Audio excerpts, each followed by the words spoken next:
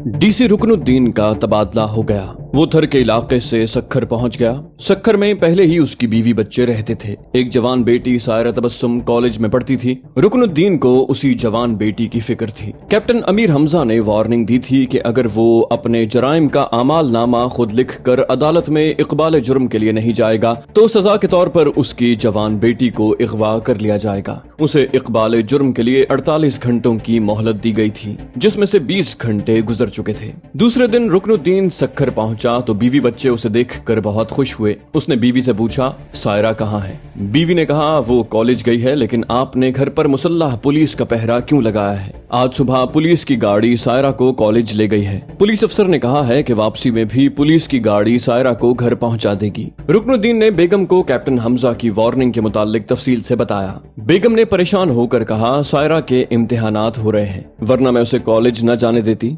रुकनुद्दीन बोला, परेशानी की बात नहीं है। अमीर हमजा केटी बंदर और थर जैसे वीरान इलाकों में कामयाब होता रहा है। यहाँ सक्खर की पुलिस और इंतजामिया के मुकाबले पर आएगा तो हराम मौत मारा जाएगा। उसकी बीवी बोली, परसों सायरा का आखिरी पर्चा है, फिर मैं उसे घर से निकलने नहीं दूंगी। ये लड़कियां जवान होकर बड़े मसाइल पैदा करती हैं। आप तो घर से दूर रहते हैं, सारी परेशानियां मुझे उठानी पड़ती हैं। वो बोला, हमारे यहाँ चोर दरवाजों से बेइंतहा दौलत आती है। हमने इज्जत और शोहरत भी कमाई है, फिर परेशानियों का दुखड़ा क्यों रोती हो? उसकी बीवी बोली, मैं जो दुखड़ा सुना रही हूँ आप भी सुनकर सर पकड़ लेंगे। हमारी बेटी के पर निकल आए हैं, किसी लड़के से इश्क फरमा रही हैं। रुकनुद्दीन बोला, क्या बकवास कर रही हो? मेरी सायरा ऐसी नहीं है। बीवी बोली, अपनी औलाद को मासूम और नादान समझने वाले वालिदैन अक्सर धोखा खाते हैं। मैं उसे रोकती टोकती रहती हूँ। उसे फोन अटेंड करने से भी मना किया है। पहले घंटों फोन पर बातें करती थी, उस पर पाबंदी आयद की है तो वो आधी रात के बाद फोन करती है। मुझे तो गहरी नींद सोने की आदत है, मुझे कभी पता नहीं चलता, मगर छोटी माहिरा ने मुझे बताया है। रुकनुद्दीन ने पूछा, वो लड़का कौन है?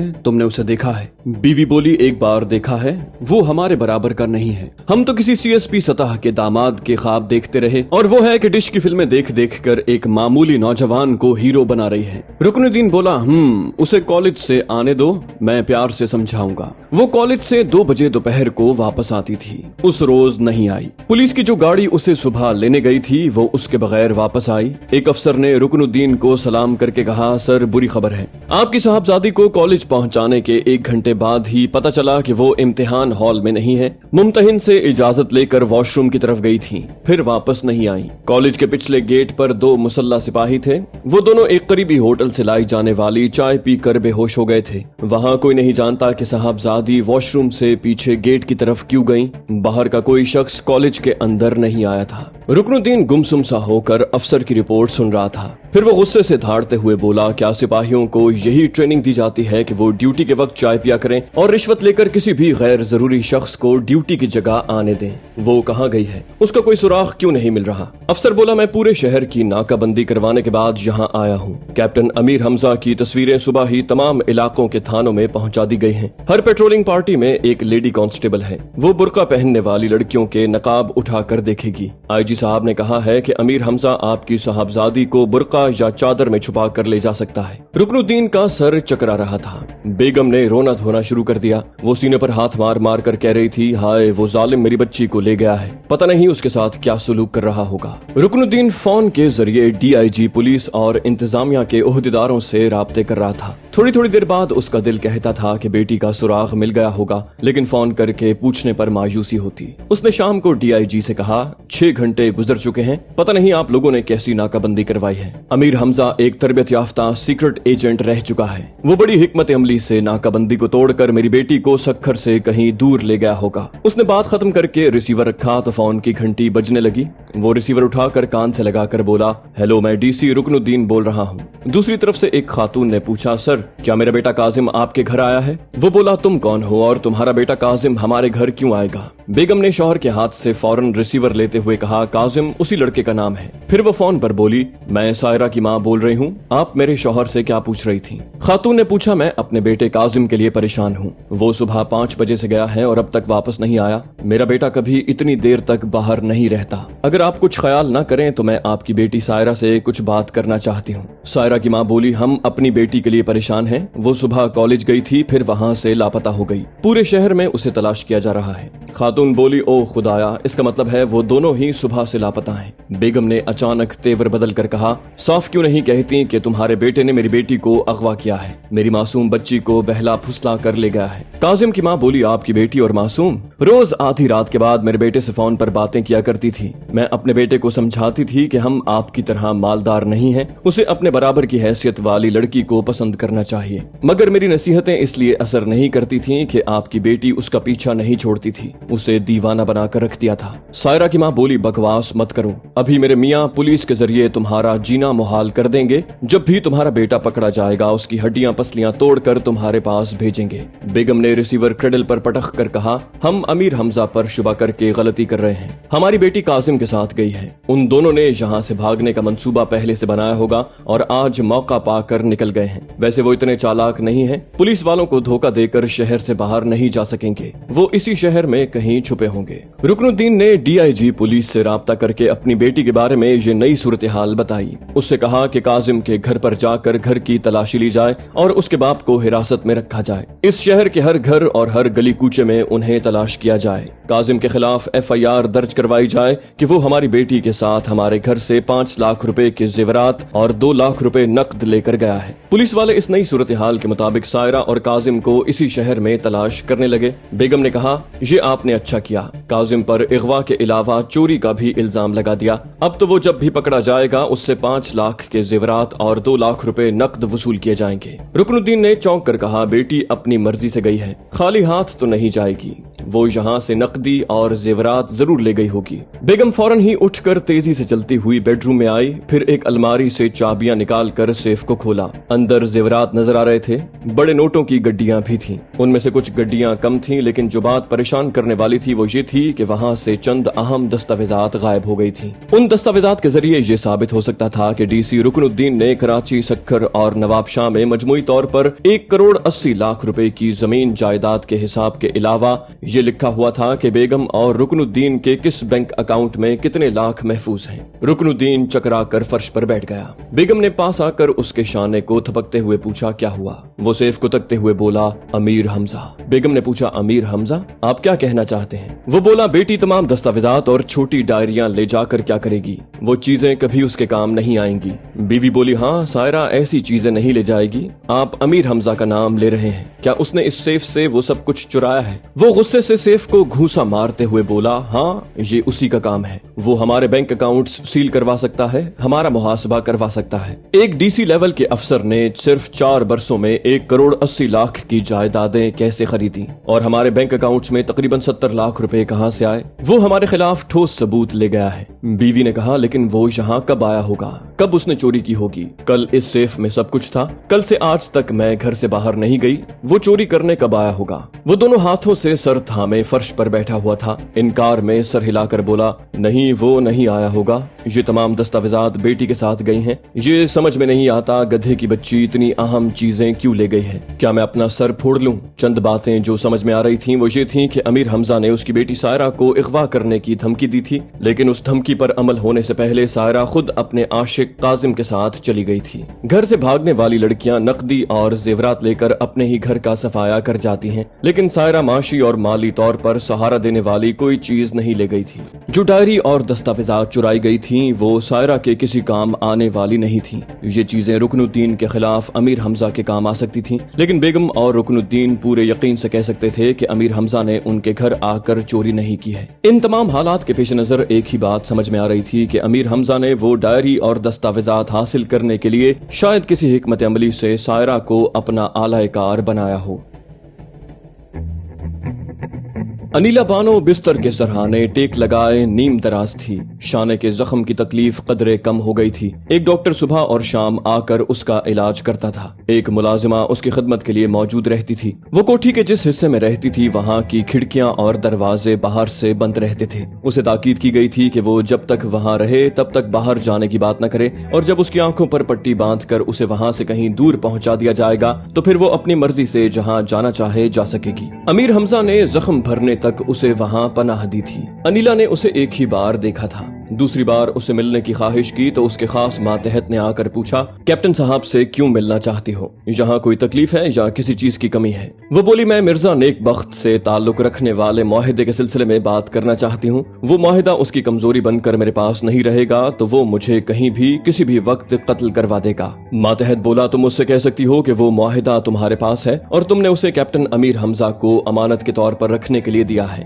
कैप्टन साहब का नाम सुनकर फिर वो कभी तुम्हारे खिलाफ कोई कदम नहीं उठाएगा। अनीला बोली, मैं अपने वालिदैन और भाई के लिए मुसीबत बन गई हूँ। जख्म भरने के बाद घर नहीं जाऊंगी। समझ में नहीं आता अपना ठिकाना कहाँ बनाऊं। मातहत बोला, तुम नेक बख्त से सौदा कर सकती हो। उससे कह सकती हो कि तुम पाकिस्तान से अपने किसी पसंद के मुल्क में जाना पसंद करोगी। वो वहाँ तुम्हारे रिहायशी अखराजात बर्दाश्त करता रहेगा तो तुम उस मुआहिदे को मंजर-ए-आम पर नहीं लाओगी। वो बोली, वो मुल्क दुश्मन मुआहिदा है। क्या कैप्टन साहब उसके खिलाफ कोई कार्रवाई नहीं करेंगे? क्या मेरे तहफ्फुज़ की खातिर मुआहिदे के जरिए नेक बख्त का मुहासबा नहीं करेंगे? मातहत बोला, हम नहीं जानते कि कैप्टन साहब क्या करने वाले हैं। वैसे वो जो करेंगे उससे तुम्हें कभी नुकसान नहीं पहुंचेगा। अनीला बोली, क्या मैं नेक बख्त से फोन पर बात कर सकती हूँ? मातहत ने कहा, मैं अभी फोन कॉल का इंतजाम करता हूँ। यहाँ बाकायदा टेलीफोन नहीं है क्योंकि टेलीफोन के जरिए इस कोठी का सुराग लगाया जा सकता है। हम जरूरत के वक्त टेलीफोन पोल के तार से कनेक्शन लेकर किसी से बात करते हैं, फिर उस कनेक्शन को खत्म कर देते हैं। अमीर हमजा का मातहत चला गया। थोड़ी देर के बाद वो एक लंबे तार के साथ एक फोन ले आया। उसे अनीला बानो के पास रख कर चला गया। इस फोन का एक कनेक्शन उस कोठी के एक ऐसे कमरे में था जहां अमीर हमजा बैठा हुआ था। उसने रिसीवर को कान से लगा लिया। अनीला बानो की आवाज सुनाई दी। वो मिर्जा नेक बख्त से कह रही थी, हेलो बदबख्त, मुझे तलाश कर रहे हो? मिर्जा नेक बख्त की आवाज सुनाई दी। मैं हमेशा नेक बख्त रहा हूँ लेकिन तुम आस्तीन का सांप बनकर मुझे बदबख्त बना रही हो। क्या मैं तुम्हारी जरूरत से बहुत ज्यादा रकमें नहीं देता था? उन रकूमात के अलावा तुम्हारी दूसरी तमाम जरूरियात पूरी नहीं करता था? वो बोली, तुम मेरे लिए बहुत करते थे लेकिन जितना भी करते थे उसके बावजूद मैं दाश्ता कहलाती थी। नेक बख्त बोला, मैं तुम्हें समझा चुका हूँ कि एक सियासतदान दूसरी तीसरी शादियां करके नेक नाम नहीं रहता। फिर मैं अपनी बीवी के मिजाज को समझता हूँ। तुमसे शादी करूंगा तो वो अपोजिशन वालों से मिल जाएगी, घर की भेदी बनकर मेरी लंका ढा देगी। तुम शादी की बात न करो, कोई दूसरी बड़ी से बड़ी शर्त मनवा लो। अनीला बोली, मैं अपने वजूद से दाश्ता का लफ्ज मिटाने और तुम्हारी मनकूहा बनने के लिए पाकिस्तान छोड़कर दूसरे मुल्क में रह सकती हूँ। हमारी शादी का राज पाकिस्तान में किसी पर नहीं खुलेगा। नेक बख्त बोला, खुफिया एजेंसियां पाताल में छुपे हुए राज मालूम कर लेती हैं। तुमसे शादी करने का मतलब ये होगा कि मैं अपना सियासी कैरियर दाव पर लगा दूं। अनीला बोली, 3 माह के अंदर इंतखाबात होने वाले हैं। तुम्हारे पास सोचने और हतमी फैसला करने का काफी वक्त है। अगर तुमने 2 माह के अंदर किसी बैरूनी मुल्क में मेरी रिहाइश के इंतजामात न किए और वहाँ मुझसे निकाह नहीं पढ़ाया तो मैं इस मुआहिदे को मंजर-ए-आम पर ले आऊंगी। वो बोला, क्या वो मुआहिदा अब भी तुम्हारे पास है? वो बोली, नहीं, मैंने कैप्टन अमीर हमजा को अमानत के तौर पर दे दिया है। नेक बख्त बोला, इसका मतलब है अब मैं 2 तरफ से ब्लैकमेल किया जाऊंगा। तुम तो कर ही रही हो, अब अमीर हमजा भी करने वाला है। अनीला बोली, मेरी शर्त मान लेने के बाद अमीर हमजा साहब तुमसे ऐसा समझौता कर सकते हैं जिसके नतीजे में वो मुआहिदा कभी मंजर-ए-आम पर नहीं आएगा। नेक बख्त बोला, मैं कैप्टन अमीर हमजा को तुमसे ज्यादा जानता हूँ। वो हम सब सियासतदानों का दुश्मन है। वो हमारे हाथों में हमारे अमाल नामे पकड़ा कर कहता है, अदालत में जाओ और अब तक अवाम से झूठ बोलने और धोखा देने के जितने जराइम किए हैं उन्हें तस्लीम करो। वो मेरे और खुफिया हाथ के इस मुआहिदे को भी अदालत में पहुंचाएगा। अनीला बोली, नहीं पहुंचाएगा, मैं तुम दोनों के दरमियान समझौता करवाऊंगी। नेक बख्त बोला, मैं यहाँ खुफिया हाथ से खुफिया तौर पर समझौता करने आया था। कल मैं इस्लामाबाद जाऊंगा, इंतखाबात सर पर है, वहाँ मेरी मौजूदगी जरूरी है। अनीला बोली, मैं आज रात तक किसी वक्त भी अमीर हमजा से तुम्हारी बात करवाऊंगी। अनीला ने राब्ता खत्म करके मुलाजिमा को आवाज दी, फिर उसके आने पर कहा, ये फोन ले जाओ, हमजा साहब के मातहत से कहो कि मैं उनसे जरूरी बात करना चाहती हूँ। मुलाजिमा फोन लेकर उस कमरे से बाहर चली गई। बाहर मातहत खड़ा हुआ था। उसने फोन के तार अलग कर दिए, फिर उसे ले जाकर अमीर हमजा के सामने रख दिया। तब अमीर हमजा ने अपने फोन का रिसीवर उठाकर मिर्जा नेक बख्त से राब्ता किया। फिर उसकी आवाज सुनकर बोला, मैं हूँ कैप्टन अमीर हमजा। वो जल्दी से बोला, आप जनाब, आप हैं? ये मेरी खुशकिस्मती है कि मैं आपसे हम कलाम हूँ। अभी अभी बानो से मेरा मतलब है अनीला बानो से गुफ्तगू हुई थी। आपका जिक्र मुबारक होता रहा। मैं उससे कह रहा था, आप बहुत ही मामला फहम हैं। हम जैसे गलतियां करने वालों को संभलने का मौका देते हैं। मुझे ये खबर मिली है कि आपने थर के डीसी को संभलने का मौका दिया है, उसे अपना आमाल नामा खुद अदालत में ले जाने का हुक्म दिया है। ये अच्छी बात है कि इस तरह आप कानून की बालादस्ती कायम रखते हैं और ये बड़ी बात है कि आप कानून अपने हाथ में नहीं लेते।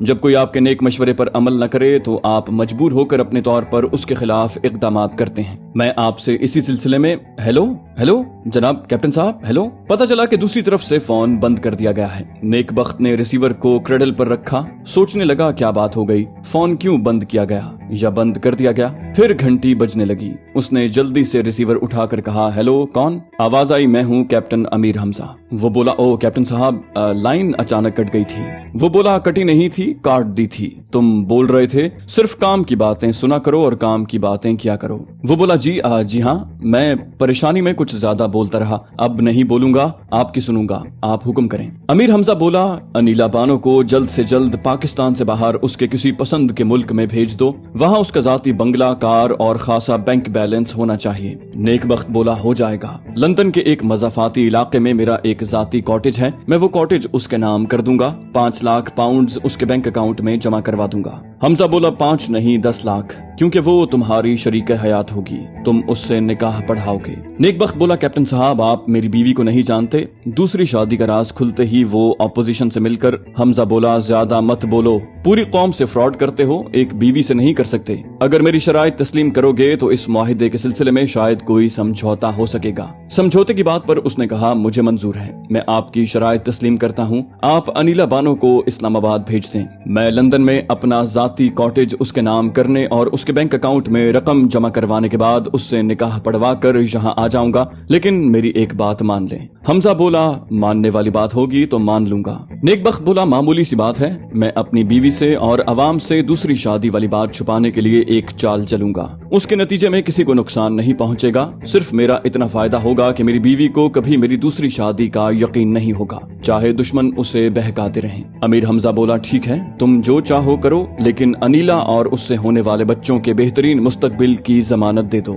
नेक बख्त बोला, मैं हर तरह से आपको मुतमईन करूंगा, अब आप मुझे मुतमईन करें। अमीर हमजा चंद लम्हों तक खामोश रहा, फिर बोला, तुम लोग खुफिया हाथ के इशारों पर मुल्की कवानीन बद से बदतर करते रहते हो, लेकिन आइंदा ऐसा नहीं होगा। मेरी एक प्लानिंग है, जिस पर अमल करोगे तो मैं तुम्हारे इस मुआहिदे को खुफिया रखूंगा। तुम अपने तौर पर इंतखाबी मुहिम में कामयाब होकर अपनी हुकूमत बनाओ, फिर खुफिया हाथ को झांसा दो। उसकी ऐसी बातें मान लिया करो जिससे मुल्क और कौम को नुकसान न पहुंचता हो। बाकी काम एक मुहिब्बे वतन हुक्मरान की तरह करते रहो। मैं खुफिया हाथ को भी इस मुआहिदे की वजह से दबाव में रखूंगा। वो भी नहीं चाहेगा कि वो मुआहिदा आलमी सतह पर सबके सामने आए। वो अपनी खुद गर्जी और मक्काराना मकासद को दूसरे ममालिक पर जाहिर नहीं होने देगा, इसलिए वो इस मुल्क को बदतरीन बनाने वाली पॉलिसियों पर तुमसे जबरन अमल नहीं करवाएगा। नेक बख्त बोला, मैं मानता हूँ, वो भी आपके दबाव में रहेगा, लेकिन आपकी जिंदगी कम हो जाएगी। उसकी खुफिया एजेंसियों वाले आपको कहीं से भी ढूंढ निकालेंगे। फिर जिस तरह हमारे कई बड़े सियासतदानों की मौत का सुराग नहीं मिला,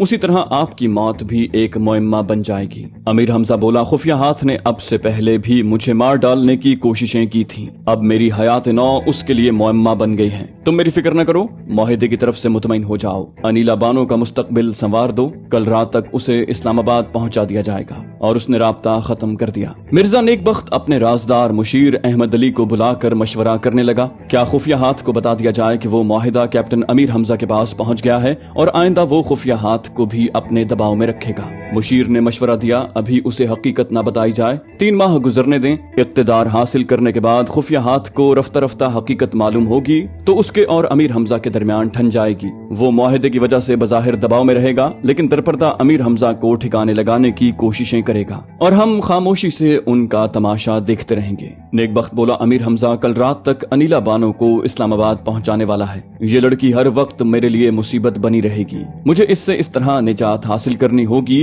कि अमीर हमजा हम पर कभी शुबा न करे और वो बला मुझसे हमेशा के लिए दूर हो जाए। वो दोनों अपने अपने तौर पर अनीला बानो से निजात हासिल करने की तदबीरें सोचने लगे।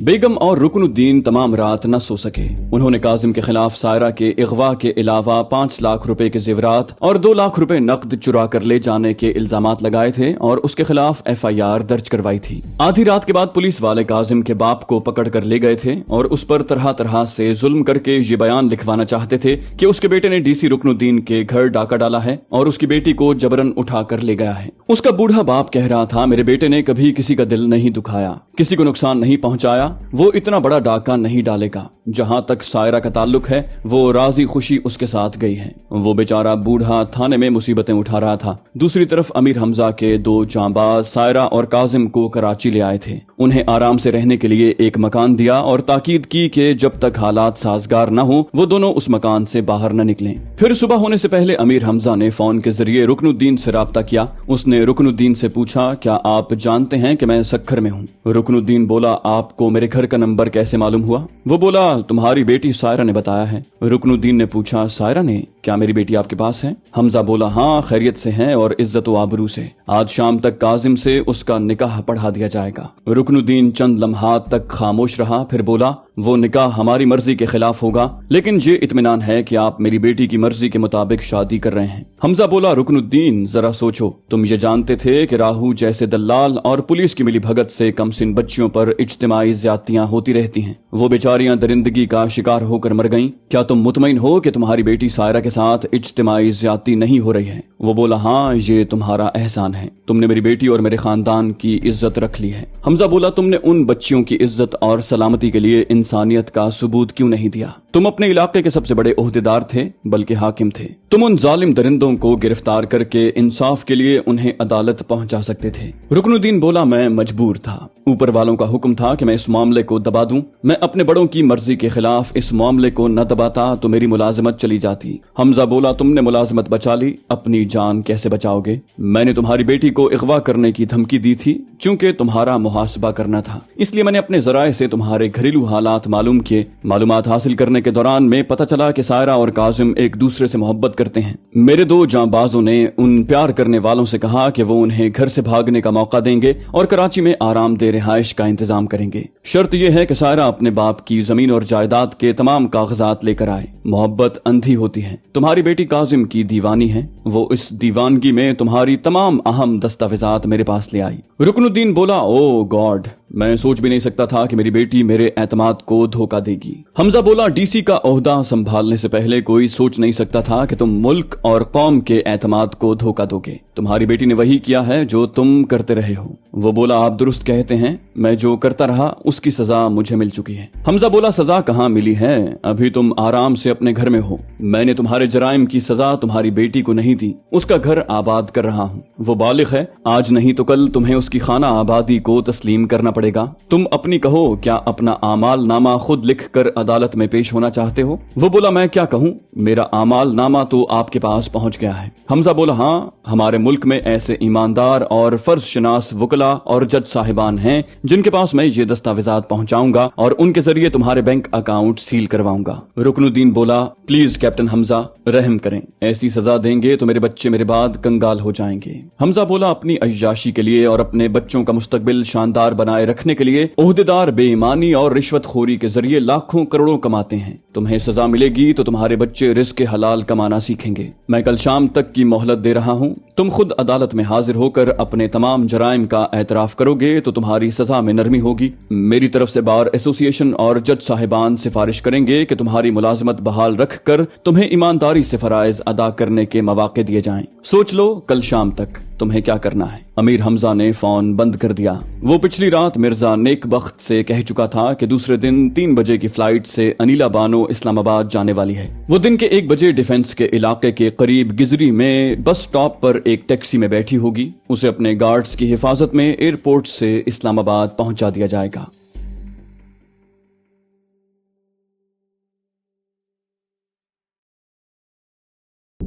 दोस्तों, ये थी हमारी आज की एपिसोड। उम्मीद करते हैं आपको हमारी कहानी पसंद आई होगी। जाने से पहले इस वीडियो को लाइक कीजिए और शेयर करना मत भूलिए। कमेंट करके हमें बताइए कि आपको हमारी वीडियो कैसी लगी। और अगर अभी तक आपने इस चैनल को सब्सक्राइब नहीं किया तो इसे सब्सक्राइब कीजिए और बेल आइकन दबाकर ऑल नोटिफिकेशंस ऑन कर लीजिए।